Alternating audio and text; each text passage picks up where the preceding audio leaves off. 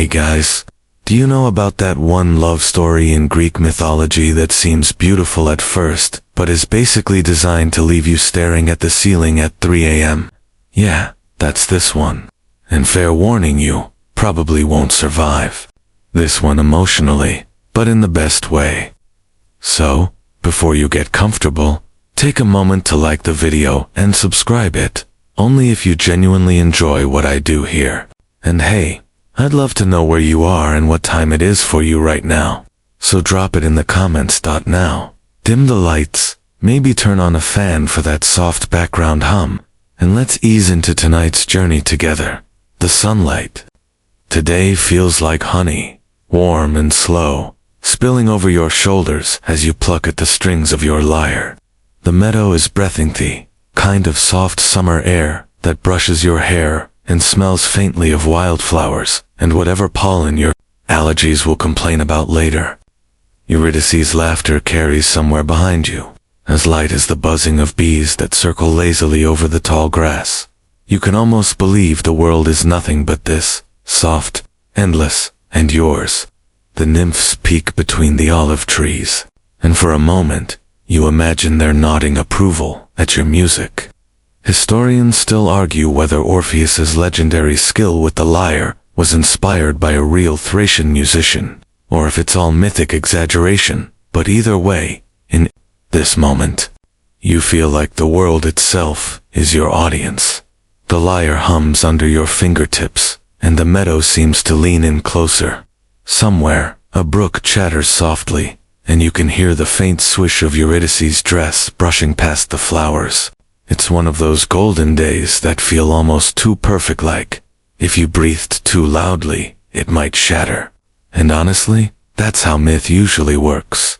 Anytime things feel this blissful, you just know some snake in the tall grass, literal or metaphorical list, waiting to RSVP. A butterfly lands briefly on your shoulder. You pretend it's applauding your performance. Eurydice calls something teasing from the distance, and you grin to yourself. Life feels like it's caught in a permanent golden hour, and for once, your music isn't to soothe or mourn or charm, it's just for fun. Scholars debate if Orpheus's melodies could move stones, or if that was symbolic of moving stubborn hearts today. Though, all you move are your own shoulders, in a little rhythm, and maybe a curious rabbit that hops closer to listen. But if you squint toward the edge of the meadow, the shadows under the cypress trees look thicker than they should. You shrugged it off. Right now, it's all about sunlight, grass between your toes, and the girl whose laughter feels like the song you'll never be able to write down.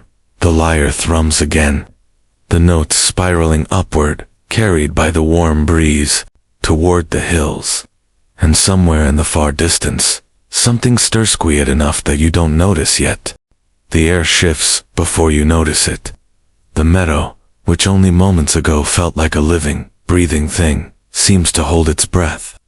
Eurydice's laughter drifts closer for a heartbeat and then cuts off, like someone muted the world. You keep strumming your lyre, the bright notes wobbling a little as your fingers hesitate. Hey, you good? You call out, your voice snagging in the tall grass. The only answer is the gentle hiss of wind slipping between the stalks. It feels wrong, the kind of wrong your skin picks up before your brain does. You start walking toward her voice's last echo, the grass brushing against your arms and leaving faint, itchy trails. A bee hums past your air harmless enough, but it makes you flinch anyway. Then, from somewhere disturbingly close, there's a soft rustle, like silk dragged against bark. And then, it happens. A quick, sharp movement, a shadow inside the grass. Eurydice gasps. There's a sickeningly quiet hiss that doesn't belong to the wind, and before your brain can catch up, she's already falling. You crash through the meadow, heart pounding against your ribs. Eurydice is on the ground, her dress a pale splash against the green. One of her hands trembles against the earth. The other is already limp. A dark, slender snake slides away into the grass, as if this was just another Tuesday for it. You drop to your knees. Hey, stay with me, you whisper, voice cracking as if it might shatter the moment into something you can reverse. But her breaths are shallow, each one more fragile than the last. The bite on her ankle is small, almost, unremarkably, tiny mark, like the universe signing off her life with a single stroke. It's almost funny, in that cruel mythological way. This wasn't some hydra or dragon, not a monster you could slay, or a challenge that would make sense in an epic poem.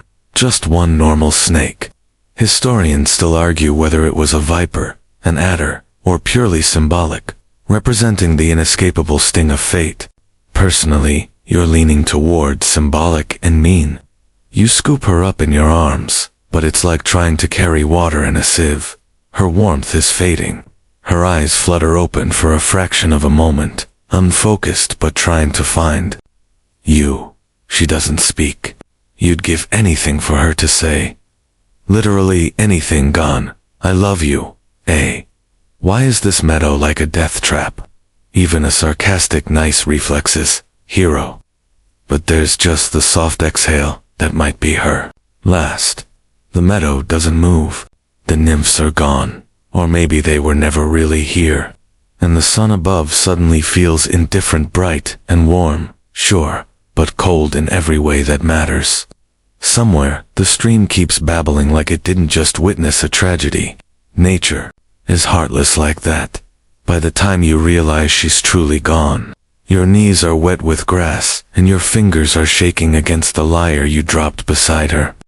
You stare at the sky and half expect some god to appear, explain the moral of the story, and roll the credits. Instead, a vulture circles lazily overhead, because of course it does. Mythology loves its cruel timing. You stay there until the sun starts to slip down the horizon, until shadows swallow the meadow whole. When you finally stand, your arms empty and your lyre silent, it's like the world already decided she never existed. And in a way, it's true because, without her, this meadow, this sky, this life, might as well be someone else's dream. The house feels wrong without her. You push open the wooden door, and the hinge creaks in that way you always promised to fix but never did. Normally, the sound would trigger a laugh from Eurydice, followed by some teasing about how the great musician can charm trees, but not a squeaky hinge. Tonight, it's just a groan in an empty space. The air is still thick with the scent of old olive oil and sun-warmed clay. It should be comforting, familiar but without her humming somewhere in the background. It just smells like a stranger's home. You set the lyre down on the low table. It makes a dull thunk, the strings vibrating faintly, as if questioning why there. Here without her fingers to tap the rhythm on your shoulder. You glance toward the corner where she used to braid dried flowers into little crowns. A few petals remain on the floor, brittle and colorless, like confetti left over from a party no one enjoyed. You pace the small room, and your footsteps echo in a way they never did before. Maybe it's just your brain dramatizing the emptiness, or maybe the walls have genuinely picked up your mood and decided to hum along. Scholars debate if ancient Greek homes were truly as echo-prone as the poetry suggests, or if the poets were just projecting. Standing here now, you vote for projection and maybe a dash of haunting. Night creeps in faster than you expect. Shadows slide along the walls, stretching out like they're reaching for you, but you don't move. You stare at the space. Wish she should been laying by the hearth, or folding a tunic, or laughing because you accidentally tried to use the cat as a pillow. Anything, but the silence is relentless. When you finally touch the lyre again, the first note sounds different. Not bad, just heavier, like it left a bruise in the air. You pluck another string, and it resonates through your ribs in a way that makes your throat ache. The song that comes out isn't planned. It's raw, dragging itself from your fingertips, like it doesn't even need you to exist. It's grief turned into vibration, a sound that fills the room and leaks out the window into the night. Somewhere outside, a dog whines softly, and you imagine the trees, pausing to listen. There's a moment, Mabe, a trick of the echo where you swear you hear her laughter again, faint, fragile. You spin toward the doorway, but of course no one's there. Just the same breeze that always carries the smell of pine and dust, and the faint whisper of too late. You sit there until your fingers are sore, and the lyre strings are damp with the sweat of your grief. Then you just stop. No energy left. Your head tilts back against the wall, and you stare at the wooden beams above you, counting knots like stars. Your stomach growls. You ignore it. Food feels like an insult right now. Instead, you focus on the sound of your own breathing, trying to convince yourself it's enough to fill the void she left. Spoiler, it's not. By midnight, the walls seem closer, the air heavier, and the sound of your heartbeat louder than the world outside. The idea of sleep feels alien.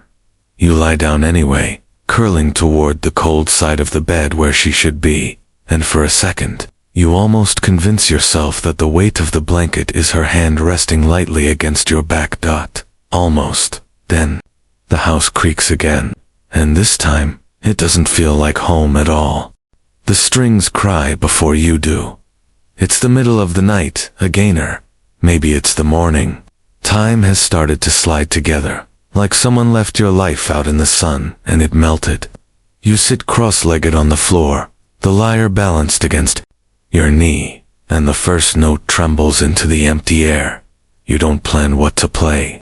Your fingers move like they know something your mind doesn't, like the grief has learned the pattern of your skin.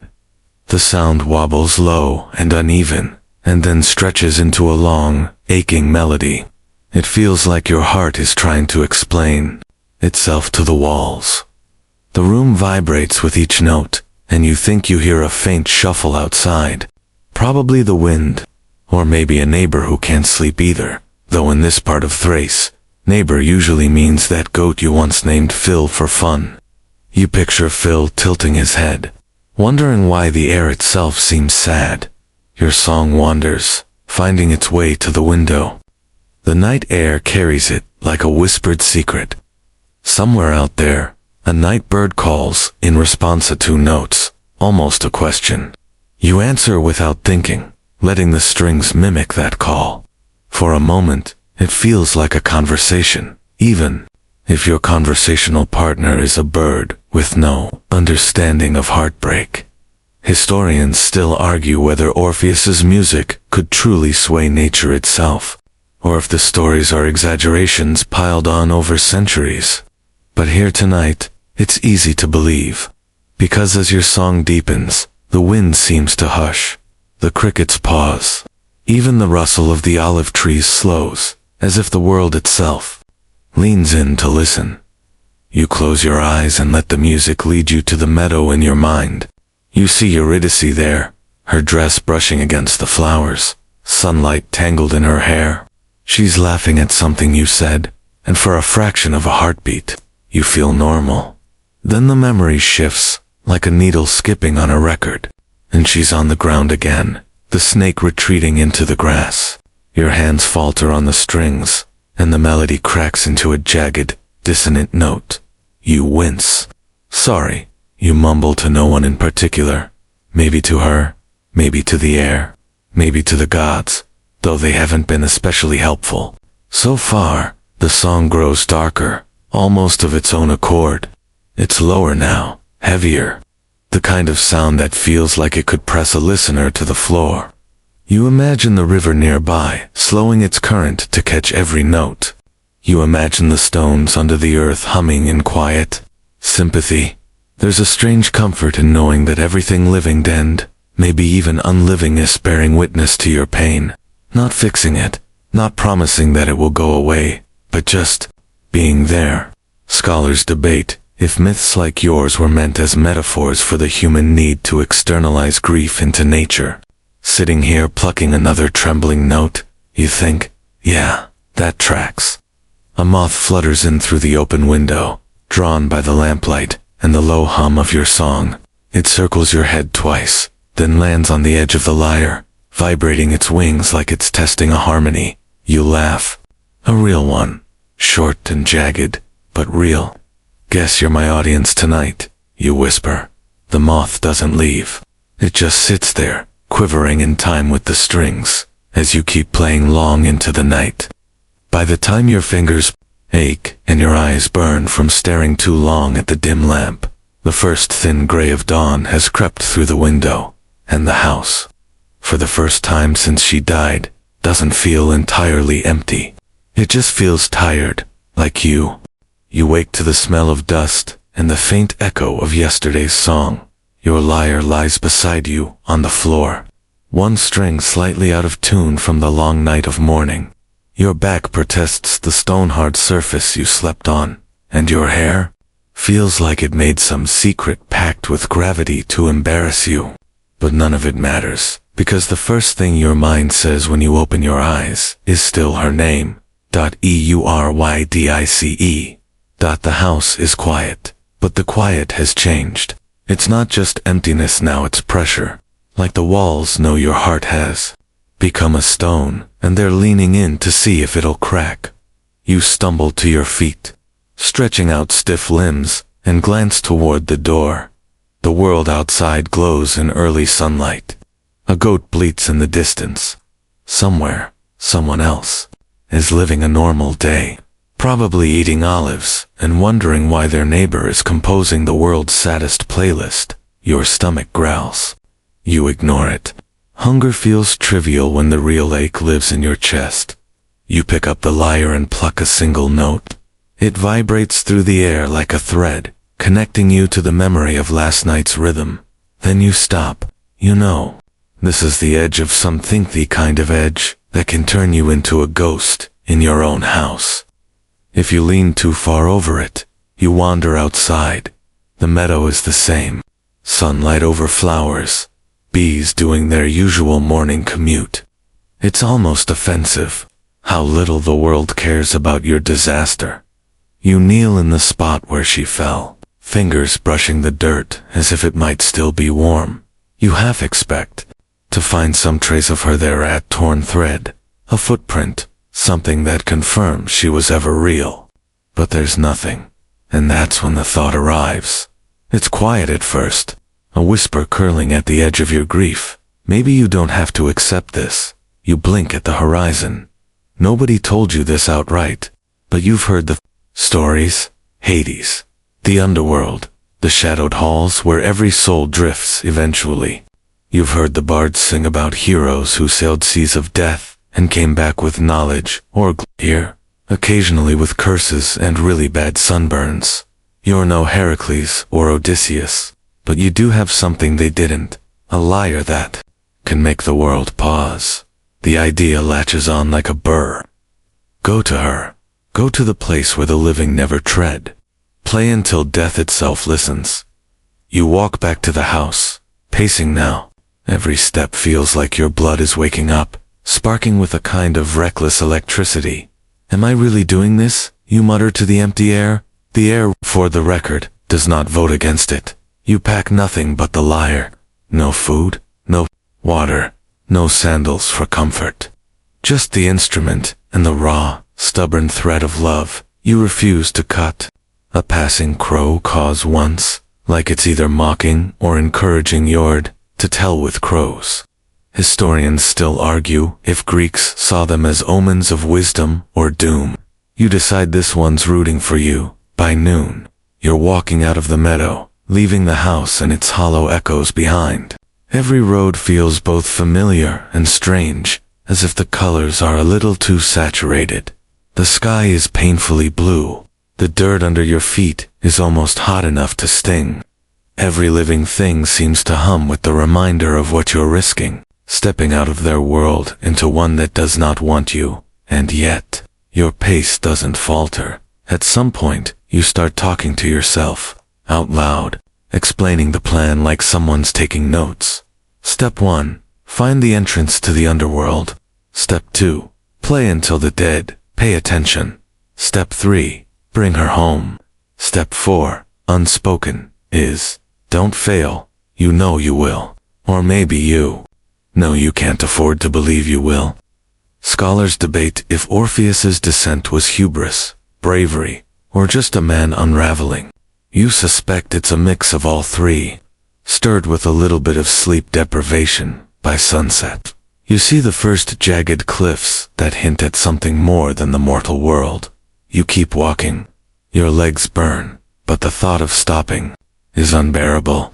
Somewhere beyond those rocks, the river waits, and if the gods are paying attention, you hope they're ready to hear you play. Mist clings to your ankles before you even see the river. You've been walking for hours. Maybe it's hard to measure time when the world around you starts to feel like it's exhaling ghosts. The landscape changes without fanfare. One moment, it's rough stone and stubborn grass. The next, it's dark soil and curling fog that seems to rise from the earth itself. Your heartbeat sounds louder here. Maybe it's because the world itself has gone quiet. No birds, no wind, not even the annoying buzz of insects that usually treat you like an alucaniat buffet. Just your footsteps, the crunch of pebbles underfoot, and the faint whisper of the river ahead, and then you see it. The river Styx. It's wider than you imagined. Black as oil, moving slow, as if the water is thicker than it should be. Wisps of mist drift over the surface, curling into strange shapes that almost look like faces. Your stomach twists, because if myths are to be trusted, those aren't almost faces. You step closer. The ground squishes faintly beneath your sandals. Damp and cold, your reflection ripples in the dark water, distorted, and for a moment, it looks like you're already halfway dead. Something bumps gently against the bank. A boat, old, wooden, and suspiciously silent, like it doesn't care about normal creaking. And on the boat, leaning against the worn pole with a face like a cliff, is Charon. The ferryman of the dead doesn't speak immediately. He just stares. His eyes aren't cruel or kind, they're just there. Like the river, like the rocks, like time. You swallow. I need to cross. Charon tilts his head slightly, as if deciding whether you're amusing or annoying. Traditionally, he wants a coin, a proper burial rite thing.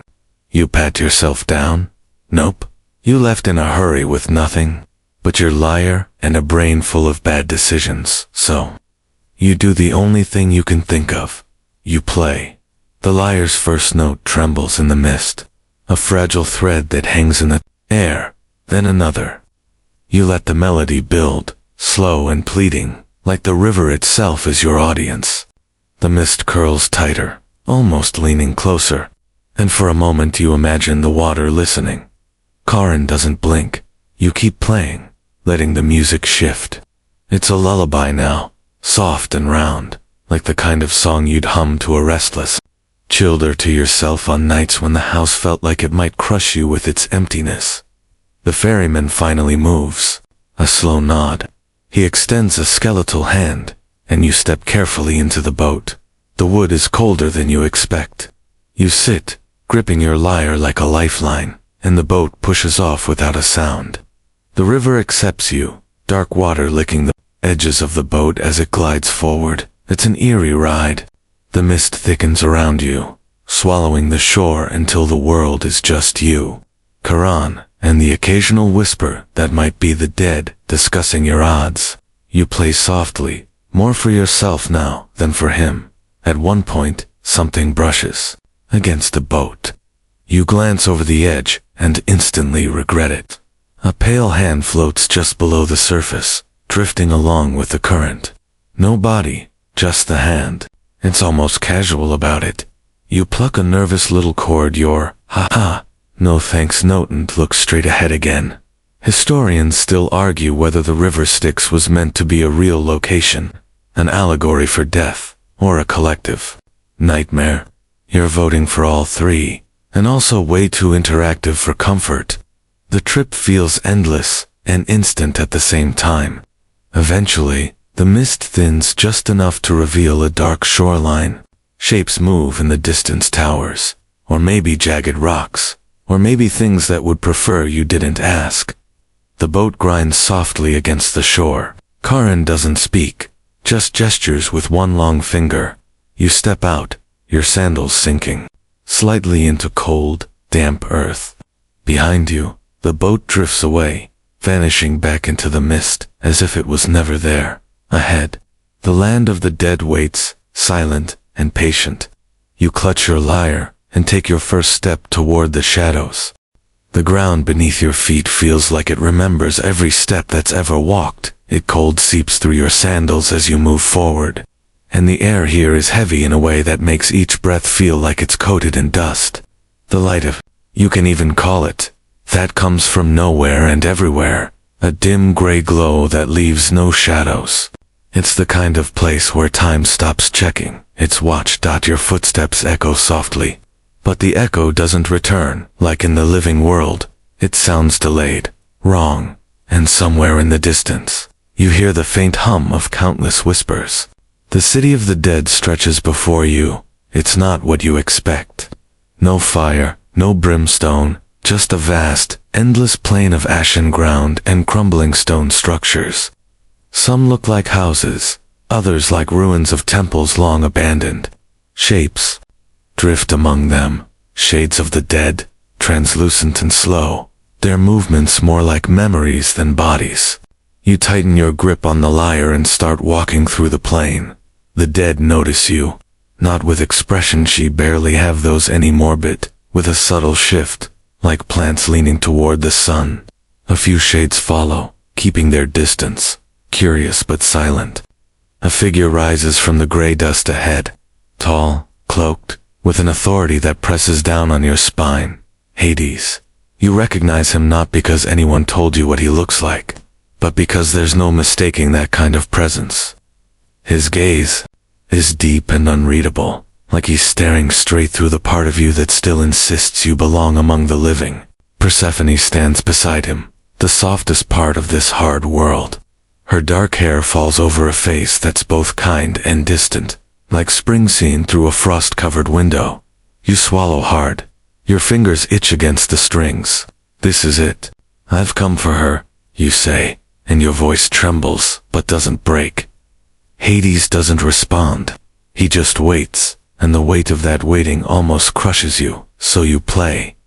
The first note wobbles out, and for a heartbeat, it feels like nothing will happen. Then, the sound threads itself into the air, low and haunting, curling between the stones and shades like a river of memory. You let the song tell the story, the meadow, the laughter, the snake, the silence that followed. Your fingers move in, patterns older than thought, and the music paints the grief in every note. The shades stop moving. Even the far-off whispers pause, like the entire underworld is holding its breath. You glance at Hades and Persephone. They are statues, but their stillness now feels differentless, indifferent, more listening. You keep playing, letting the melody bloom. It swells with longing, dips into sorrow, and rises again like hope clawing up from the dark. If music could weep, the lyre would be drenched. A quirk of history, some ancient poets claimed. Orpheus could bend the will of the gods with his music, while others swore it was Persephone's empathy that swayed Hades. Scholars debate if this story is a cautionary tale about hubris or a love letter to art itself. Right now, you're betting everything on the latter. Finally, Persephone speaks. Her voice is soft, but cuts through the silence like a thread of light. Let her return. Hades' gaze shifts slightly, a shadow of a nod. But, he says, voice like the rumble of distant stone, there will be a condition. Your stomach drops, but your fingers don't stop moving across the strings. Anything. You will lead her back to the world of the living, he says, and she will follow. But if you look at her before you both have left these halls, she will remain here, forever. The words are simple, brutal in their simplicity. You nod, heart pounding. Behind Hades, a shape begins to form. Eurydice. She steps forward slowly, pale and luminous, like moonlight turned human. Her eyes find yours, and for the first time since the meadow, you feel the ache in your chest shift pain, and relief tangled into something sharp enough to hurt all over again. You lower the lyre, hands shaking. Come, you whisper, and for the first time, the dead obey. The air of the underworld seems to thicken around the two of you as you take your first steps. Eurydice's footfalls are so soft that you can't even hear them over the distant hum of the dead. You don't dare look back, not even a flicker of a glance becows. Her presence is a tremor in your bones, a pulse in the air behind you. The path winds between pillars of black stone, slick with some eternal dampness. Each step feels both too loud and too quiet, like the underworld is listening, but refusing to answer. You clutch your lyre like it's a talisman. The strings vibrate softly from your nervous grip, humming little fragments of unfinished melodies. They sound like questions. Are you sure? Can you do this somewhere behind you? A soft shuffle? Maybe her dress brushing the ground. Maybe your imagination. You walk faster. The halls here are long, sometimes narrow, sometimes vast enough that your footsteps echo into nothing. Strange lights flicker on the edges of your vision, phosphorescent glows that might be trapped souls, or might be the underworld's idea of mood lighting. Scholars debate whether ancient Greeks imagined the afterlife as total darkness, or this kind of eerie dimness. Clearly your vote is for unsettling ambient gray.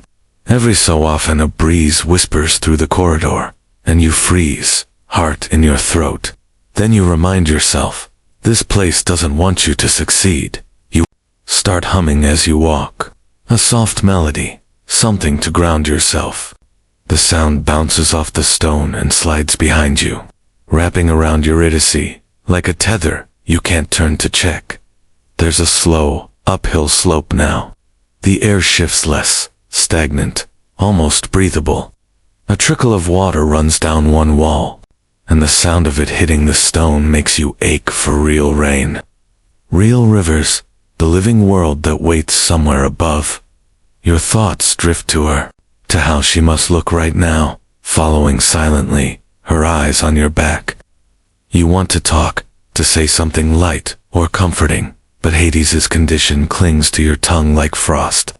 No words, no glances. Just trust. The slope steepens. Your calves burn, but you keep climbing. Sweat slides down your spine despite the chill. You focus on the rhythm of your own footsteps, using them like a drumbeat to mark progress. Step, step, breathe, step. At one point, a faint noise to your left makes you flinch. A pebble, sliding, maybe, or the underworld trying to mess with you. You imagine the shades peeking from cracks, betting among themselves whether you'll mess this up. You want to laugh at that thought, but your throat is dry. Humor feels fragile here, like it might break the spell. Halfway up the corridor, you pass through a cavern where the ceiling opens to a faint shaft of light. It's weak, like moonlight through dirty glass, but your chest tightens. That's the world you're walking toward. That's hope, and hope is dangerous. You think of all the old stories, the ones you heard as a child, where someone almost makes it but falters at the last moment. You always rolled your eyes at those characters. How hard is it to follow one rule? Now, with the soft, invisible weight of her footsteps behind you, and your own doubt gnawing at the edges of your thoughts, you finally get it. You can't see her. You can't hear her. What if she isn't there? What if Hades tricked you? The thought digs in like a thorn. You squeeze the lyre. Its wood is warm from your hands, grounding you. You pluck a single note as you walk. It rings clear, echoing ahead, and for a heartbeat. You swear you feel her presence. Respond a subtle ripple in the air, like she's reaching toward that sound.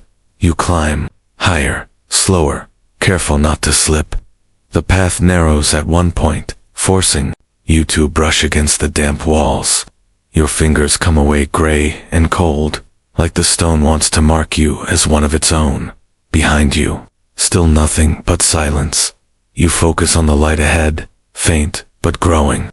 Your breath quickens with the climb and with the fear that sits like a pebble in your shoe. Small, but impossible to ignore. Step, step, don't look back. The climb feels endless. Your legs ache, and every step presses the soles of your feet like a reminder that you are still barely among the living. The lyre is heavy in your arms now, slick with sweat, its wood warmer than it has any right to be. Behind you, the world is still silent, save for the whisper of your own breath and the faint, ghostly echo of your footsteps. The tunnel stretches upward in a long, twisting curve. Damp walls glisten in the dim light, and your hand brushes against them for balance, picking up cold moisture that smells like iron and stone. Somewhere far above, a thread of faint brightness spills down like a distant invitation. The long climb begins in earnest here, and your mind starts to split into two rhythms. The physical step, breath, the mentalshias behind me. Right, she has to be. You try to picture her, Eurydice, as she was in the meadow. Warm sunlight tangled in her hair. That laugh she had that started quiet and then bloomed, like it surprised even her.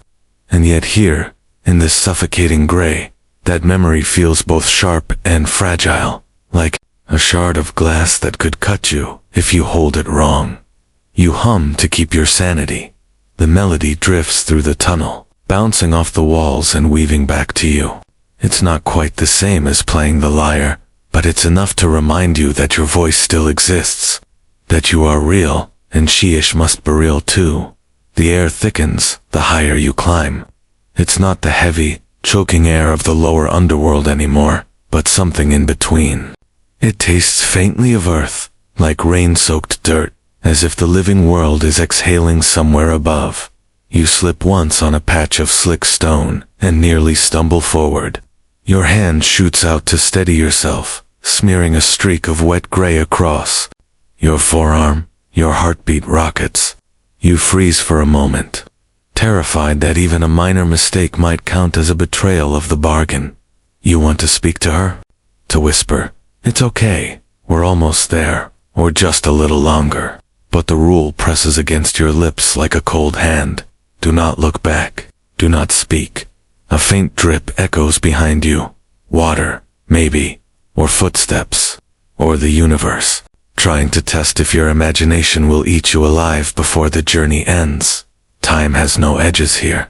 Minutes feel like hours. Hours feel like years. You start to wonder if Hades designed this path specifically to unravel mortals. Every twist in the tunnel looks the same. Every stone you pass feels familiar, even when you know it's new. At one point, the tunnel widens into a small cavern, where stalactites hang like fangs. The light is brighter here, filtering from some unseen crack above. The walls glimmer faintly, catching the faint glow of phosphorescent lichen. For the first time since you began the climb, it feels like you might actually make it. Then the doubt creeps back in. What if she's not there? You bite your lip hard. The taste of blood pulls you back from the edge of panic. You focus on your breathing and the sound of your sandals scraping against stone. The underworld is a master of mind games, you know that now.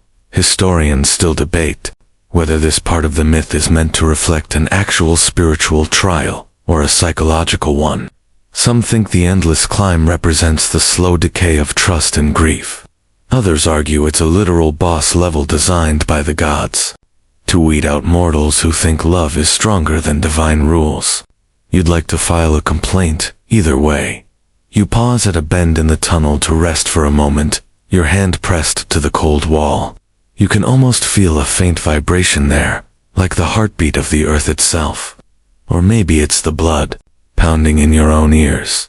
Behind you, nothing. Not a whisper, not a shuffle. Not even the faint brush of air that would tell you Eurydice is still following. The silence is so complete, it's louder than any scream could be. You start walking faster. The tunnel narrows again, and you duck to avoid scraping your head on a jagged arch. Your shoulders brush the stone, leaving dust streaks across your tunic. You imagine the underworld itself, watching you, waiting for the moment your will cracks. And the light ahead grows brighter. The slope steepens into a final ascent, a rough stairway carved by time and despair. Each step sends a jolt through your legs, but you keep moving, driven by the promise of air that isn't heavy with death. You can smell it, neural air, fresh and sharp, tinged with pine and damp earth. It's intoxicating after the suffocating gray of the underworld. Your lungs drink it in with greedy hope. Somewhere behind you, in that crushing silence, you imagine her reaching for you. You imagine her eyes on your back, her lips forming words she can't speak. And the long climb goes on, step after step, carrying your heart like a fragile vessel toward the world that might break it all over again. Your feet scrape against the stone as the slope narrows, and every step feels like the world is holding its breath. The light ahead is brighter, no soft gold, spilling from an unseen exit. It stains the wet walls with a faint shimmer, the first real warmth you've seen in what feels like forever. Your lungs pull it in greedily, even if the air is still more shadow than sun. And yet, behind you, there's nothing, no whisper, number footsteps, no brush of fabric, not even the imagined sigh of someone following you. You keep walking, but your chest tightens. The rule echoes in your skull. Do not look back. And yet, silence is a cruel companion. It gnaws. It whispers. Maybe she's gone. Maybe you're walking alone, playing hero for no one. Your fingers tighten on the lyre. You pluck a single note, letting it float behind you. The echo is soft, swallowed by the stone, and you swear just faintly you hear a tiny answering hum. Or maybe it's your imagination doing somersaults to keep you sane. You quicken your pace. The tunnel twists upward into what feels like a spine of the earth. Small rocks clatter underfoot, tumbling down into the darkness behind you. The sound is too loud, sharp in the silence, and your pulse skips like a string out of tune. You mutter to yourself under your breath, "She's there. She's there. She's there." A soft draft curls down the tunnel, carrying with it the scent of pine and damp soil. It's intoxicating, like life itself, leaning down to whisper, "Hurry up." Before doubt eats you alive, you hear a faint drip, and then another. Somewhere, water runs in the world above, and suddenly, your mind is full of pictures. Eurydice stepping into sunlight, her face tilting toward the sky, her laughter catching in the breeze, her hand in yours again, but also the empty meadow. The way she fell, her hand reaching, her voice trapped in her throat.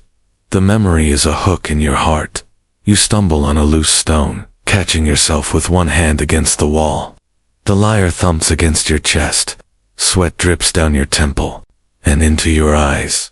Your thoughts start to warp. What if Hades lied? What if he never let her follow? What if the silence behind you is proof you've been alone this whole time? Your throat tightens. Your jaw aches from clenching it. The light ahead flickers well. It doesn't really flicker, but your eyes are watering, and it feels like it does. Just one glance, your brain whispers. Just one glance to know. You grit your teeth and keep walking. Step, step, step. The tunnel bends to the left, and suddenly the light is pouring down on you in full. You're so close now, you can feel the sun in your bones. Real warmth, real air, real life. But the silence is unbearable. A bead of sweat rolls down your spine. Your heart is pounding so hard you feel it in your fingertips. You pluck another note on the lyre. The sound is clear and bright, and for a heartbeat, you think you hear it, and swear just the faintest brush of movement behind you. And yet, the urge swells. A tidal wave against your ribs. Curiosity, fear, love, twisted into desperation. You imagine her lips parting to call your name. Imagine her reaching for your shoulder. Imagine stepping into the light and finding no one. You bite the inside of your cheek until you taste iron. Not yet. You whisper to yourself, voice shaking. Not yet. But the rule is not just a rule. It's a trap laid for mortals who love too deeply and doubt too much. And the silence of the tunnel is patient, waiting for your will to waver as the mouth of the cave comes into view. The sun spilling like liquid gold over the last steps. Your chest is a battlefield. Trust against terror. Love against fear. Hope against the endless silence behind you. And every step feels like the gods are holding their breath, waiting to see which part of you will win. The sun is so close now you can almost taste it. Your foot lands on the last rise of stone before the tunnel opens into the world of the living. Warmth spills over your face, soft and golden, like the universe offering an apology. You blink against the light, tears gathering in your eye, not from grief this time, but from the shock of seeing color again. Behind you, though, there is only the deep, unyielding hush of the underworld. You freeze with one foot in light, one still in shadow. The rule presses on your mind like a weight. Do not look back, but your heart is a traitor. Your fingers twitch against the lyre, and your mind begins to splinter. A voice in your chest whispers, "She's there. She has to be." Another hisses, "What? If she isn't? What if you've walked this whole cruel road alone?" You hear a faint sound, maybe the brush of a foot against stone. Or maybe it's just your imagination, desperate to give the silence shape. Your throat tightens, your chest burns. Doubt is a slow, merciless poison. You step fully into the sunlight, and the warmth against your skin almost makes you sob. For the first time in what feels like centuries, you can smell the world. Pine needles, damp soil, the faint sweetness of wildflowers carried on the breeze. It's so achingly alive, but the silence behind you is louder than all of it. You imagine her face, pale and luminous, eyes wide with hope, just out of sight. You imagine her hand reaching for yours. You imagine the story ending right here, with both of you stepping into the sun. Whole again. And then, like a string pulled to titcher, wool snaps. Your head turns. The world slows to a cruel crawl. There she is. Eurydice stands only a few paces behind you, still in the mouth of the tunnel, her form half bathed in shadow. Her eyes meet yours, and in that single glance, you see everything: love, relief, and sudden, blooming horror. Her mouth opens as if to speak, but no sound comes out. A cold wind snakes between you, carrying the scent of the underworld, like a warning, and then she fades. It doesn't happen all at once. First, her outline blurs, like mist caught in sunlight. Her fingers reach for you instinctively, but they're already dissolving. Her face is the last to linger, a look of soft sorrow and the faintest smiliest, if forgiving you even now. Before she is gone, the echo of her absence hits you harder than any blade could. Your lyre slips from your numb fingers and clatters against the stone. The sound is pitifully small compared to the vast emptiness it falls into. You drop to your knees in the sun, staring into the tunnel where only darkness remains. The air is suddenly heavier than it was a moment ago, as if the world itself is holding its breath in sympathy or maybe in judgment. Your chest heaves, but no sob comes out. Just a dry, broken sound, like a breath that never learned how to live. Historians still argue if this moment is the cruel invention of poets or a universal truth about grief, that love can pull you to the edge of salvation, and doubt can snatch it all away in a heartbeat. Sitting here, trembling in sunlight, you're pretty sure you've become the footnote in that debate. The tunnel behind you is silent again, implacable. The world ahead is bright and open and utterly empty. You stay there for a long time, the sunlight that should feel warm now, searing instead. Each golden ray, a reminder of the shadow you left behind. When you finally pick up the lyre again, the strings are silent under your touch, as if they, too, are in mourning. The sun feels wrong against your skin. It should be warm, comforting, the reward for surviving a journey no mortal should ever make. Instead, it's harsh and hollow, painting every color of the living world in tones that feel like mockery. You stumble forward from the cave mouth, blinking against the brightness. Pine trees sway gently in the breeze, their needles whispering the kind of soft song that once would have soothed you. Birds flit from branch to branch, their calls cheerful and sharp. Somewhere nearby, water trickles over stone, catching sunlight. Like shattered glass, the world is alive, and it feels unbearable. You take a few uneven steps, the lyre heavy in your arms. The strings hum faintly with your movements, but you don't touch them. The idea of music right now feels obscene. You collapse onto a patch of grass that would have been comfortable in another life. The scent of wildflowers drifts around you, and the petals brush your fingers. It's almost the same as that meadow, where everything began. Almost. You stare at the sky. It's impossibly blue, stretching without end, dotted with the faintest clouds that look like lazy ships adrift. Your eyes sting, and you don't know if it's the sunlight or the grief, which has turned from sharp to dull, from fire to stone. She's gone, you whisper, and the sound of your own voice feels like a stranger's. The wind shifts. It smells of pine and dirt and life. It doesn't care. You lie there for what could be minutes or hours, listening to the world move around you. A bee lands on your arm, hums for a moment, then moves on. A bird swoops low, curious, then loses interest. Everything alive is still alive, and none of it notices the hole in your chest. Eventually, you sit up. The meadow spreads out before you, quiet and familiar, and yet you can't recognize it anymore.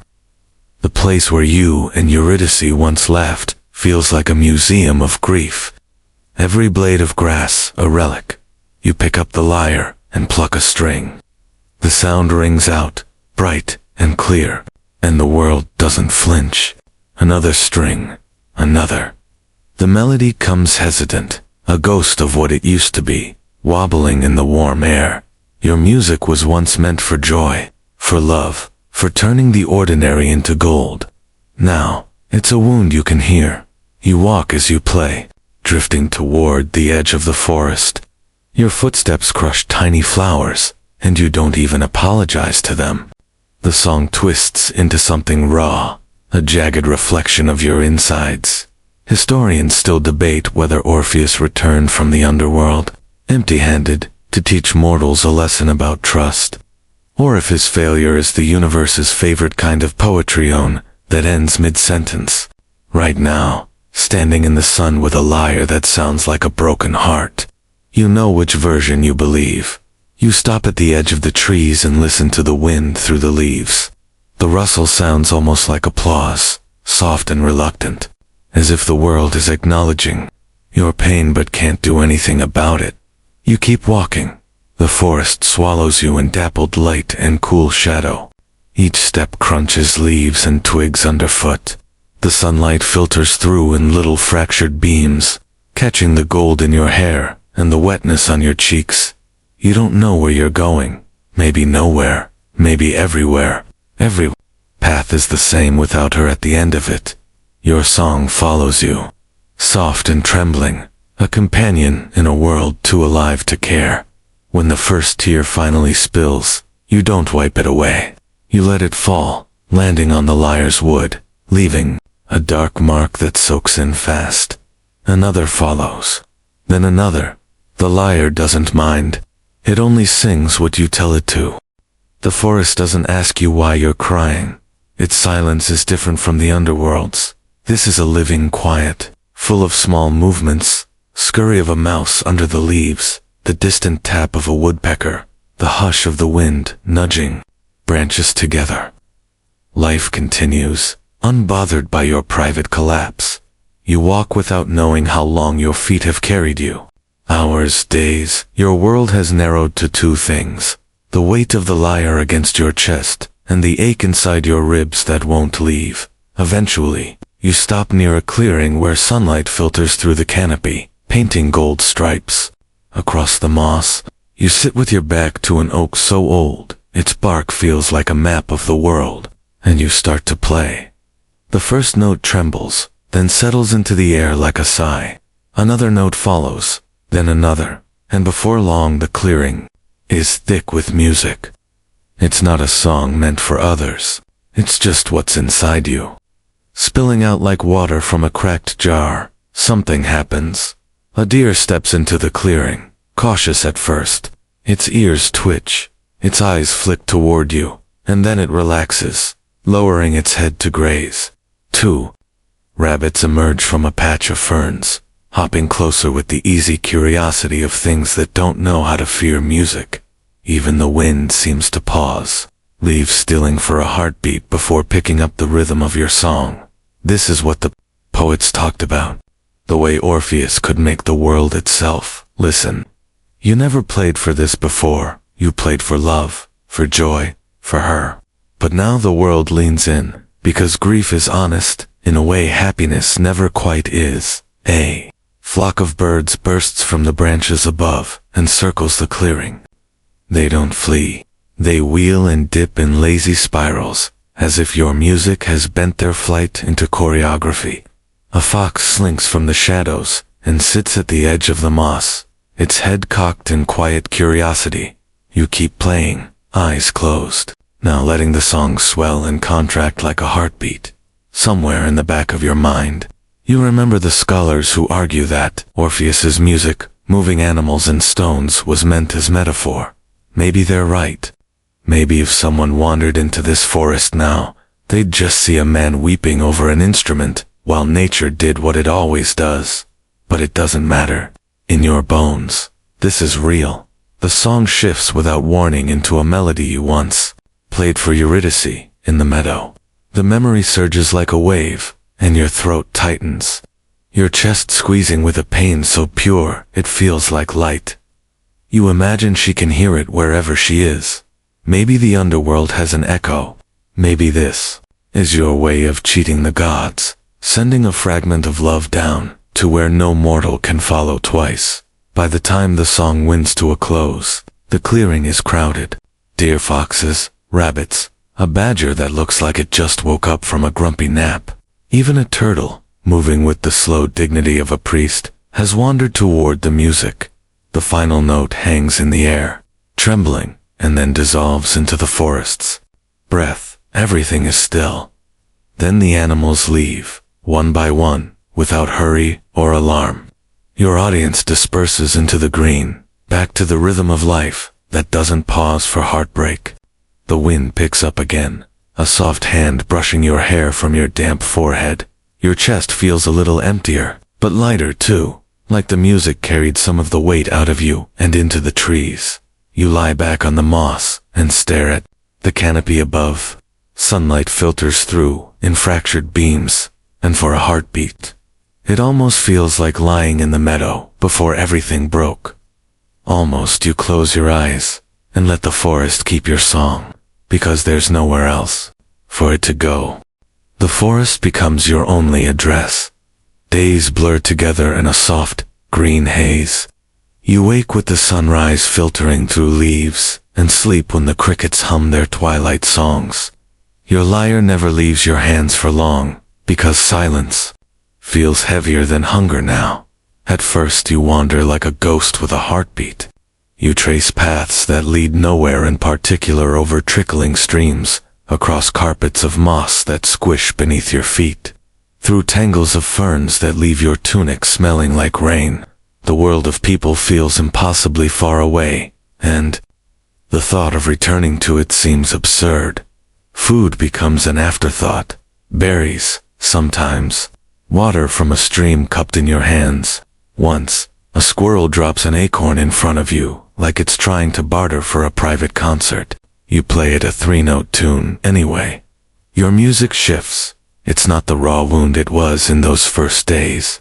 It's softer now, more like a scar that hums in certain light. The songs you play drift through the trees like threads of smoke, winding between trunks and vanishing into sky. Birds land nearby and tilt their heads. Foxes pause mid-step, and once a bear lumbers into earshot, grumbles a low approval, and moves on. Nature becomes your audience because it doesn't ask for encores, and it doesn't try to fix you. It just listens. You start to forget the shape of the world outside the forest. Your old home is a distant thought. The streets of Thrace might as well be part of a dream someone else had. Some nights, lying on the moss with the stars peeking through branches, you swear you hear Eurydice in the wind. Not words, not even laughter, just the faint suggestion of her presence brushing past your cheek like a cool breeze. You whisper back to her, soft things like, "I remember, and I hope it's peaceful there." Scholars debate whether Orpheus's retreat from the world was grief, shame, or the natural consequence of someone who touched death and returned half empty. Maybe it's all three. You only know that each step you take toward solitude feels like shedding the last expectations of the living. The forest accepts you without ceremony. Your reflection in a stream startles you. One morning you look older, leaner, and wilder, with leaves in your hair and dirt on your arms. Your eyes have that far-off gleam of someone who's seen the inside of a story and didn't come out the same. You smile at your reflection, and it feels like a private joke. The man in the water is half Ligon now, half rumor, all alone. One evening, as the sky burns with sunset through the trees, you climb a low hill to watch the forest breathe. Mist curls in the valleys like a second river, and the smell of pine wraps around you like a rough blanket. You play a soft song to the fading light, each note drifting into the dark like a goodbye that never learned how to finish. It hits you then. The gods haven't spoken since that day. No punishment, no comfort. Just the kind of silence that says, "We gave you a chance, and now you're on your own." Oddly enough, you're okay with that. The forest becomes your companion, your confessor, and your audience. The world of men fades into the edges of your memory, replaced by the rustle of branches and the occasional curious deer. And as you walk the soft paths worn only by your own feet, the thought occurs to Yomabe, this is what the end of a love story looks like when the bards stop singing. No glory, no revenge, just a man and his lyre, and a forest that forgets nothing. Time stops keeping score. You no longer know how many seasons have passed since sunlight first felt like a punishment and the forest became your refuge. The rhythm of life is measured only in your footsteps, the pluck of lyre strings, and the occasional sigh of the wind through the pines. Your music has softened again. What began as raw grief has melted into something gentler, like water smoothing a stone. Each song carries her name, but whispered now, not screamed. You play for the moss, the streams, and the stars that blink through the canopy like distant, patient eyes. One night, lying on your back with your lyre resting against your ribs, you stare at the branches overhead and feel not peace, exactly, but a slow dissolve, a release. Memories of Eurydice flicker in your mind like fireflies.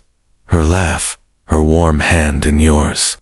The way she once braided flowers into your hair and made fun of your serious hero face.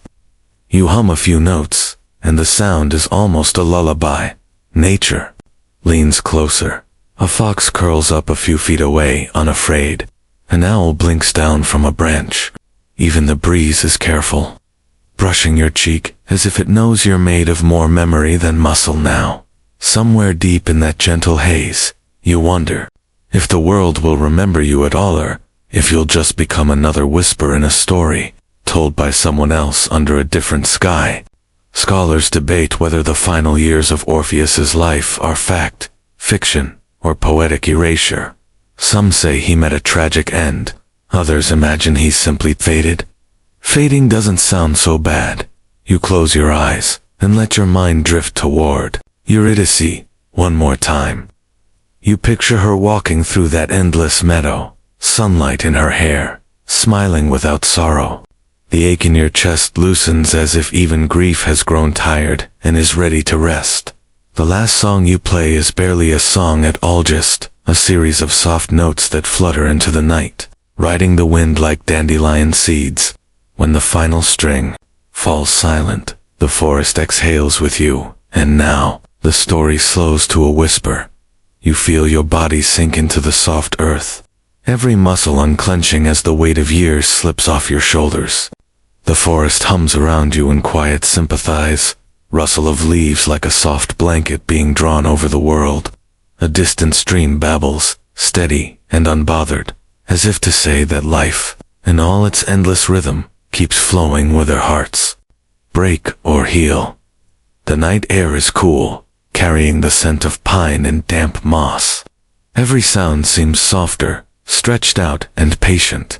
The fox curls closer to your side, its warmth a quiet companion. Above, the stars scatter their light, like spilled sugar, blinking in and out, As the treetops sway gently in the breeze, your breathing slows. Each inhale drifts a little deeper into stillness, and each exhale lets go of one more thread of sorrow. Images of Eurydice drift like smoke through your Mindar smile, her hand in yours, the brief laughter that felt like sunlight. They linger, for a moment, tender and unhurried, and then they fade, leaving behind a calm that feels like the closing of a book. The forest keeps its vigil as your final note lingers in memory. Blending with the night itself, the world softens, stretches, and tilts toward the quiet kind of peace that feels like falling into a dream you don't need to wake from. Somewhere, a breeze carries the faint echo of your song into the sky. Maybe it will reach her. Maybe it already has, and for the first time, you don't need an answer.